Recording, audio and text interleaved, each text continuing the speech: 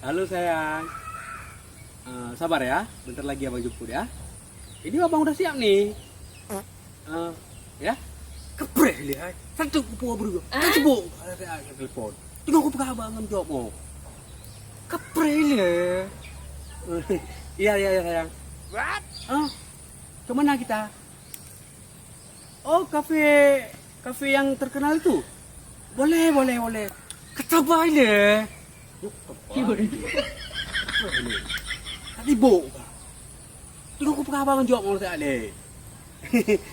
Iya sayang ya. Kita clear ke boleh. What? Kali aku bunuh aku pengen air mo. Kagak boleh gerak aja. Aku macam long hari. Anak klik pikat telefon lu. Iya dek. Ika pergi jumpa nampu. Kak lu tengah telepon lewat kantor. Hai. Kasih kali lah uru balik menjawab. Malah tu. Udah dulu sayang ya. Tunggu abang di rumah. Sekarang abang jemput adik ya. Oke, love you.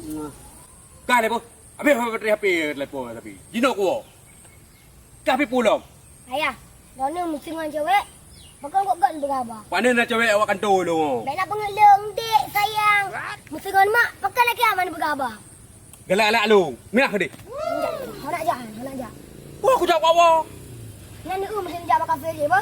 Aku tengok dari dia mana. Ika salah didik Ika. Ang kerja punya didik lima ke kalian juga ke. Dengan ayah ke mendawa. Roh ni yang salah didik. Mesti dengan nangkap. Limbah-limbu ni berapa? Mesti dengan berumah roh. Rakan kedan tu tak? Bela dah apa je. Payah kat menasah di malam. Bedah awak.